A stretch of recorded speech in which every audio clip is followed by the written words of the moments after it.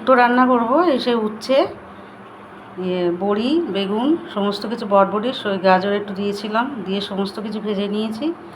আর এই সজনের ডাঁটা এটা দিয়ে আর এই আলু দিয়ে শুক্তো করব, এই কাঁচকলা। এবার শুক্তোটা শুরু করব। রাঁধুনি ফোড়ন, শুকনো লঙ্কা, তেজপাতা দিয়ে দিলাম, এই আলুটা দিয়ে দিলাম। এবার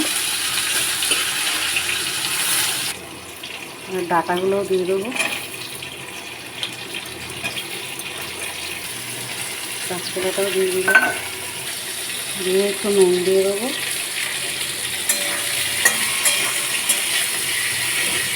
ভেজে নিয়েছি। আর এখানে আদা বাটা, মৌরি বাটা, রাঁধুনি একটু বাটা আর পোস্ত সর্ষে একটু বাটা দিয়ে দিয়েছি। ভালো করে কষিয়ে এবার সমস্ত কিছু ভেজে রাখা জিনিসগুলো দিয়ে দেবো। সমস্ত দিয়ে দিলাম,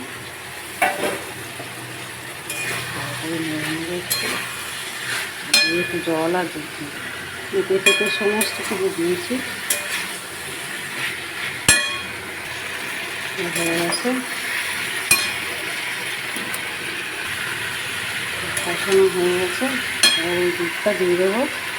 এই যে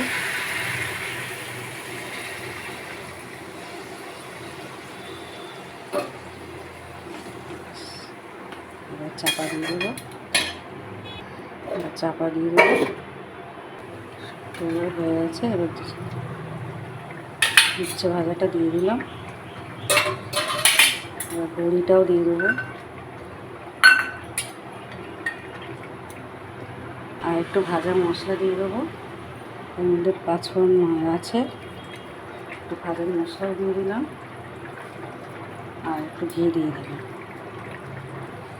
ব্যাস, এটা শুক্তো হয়ে গেছে। কড়াইতে রেখেছি আর এই যে একটু বাটিতে ঢেলেছি, শুক্তো রেডি।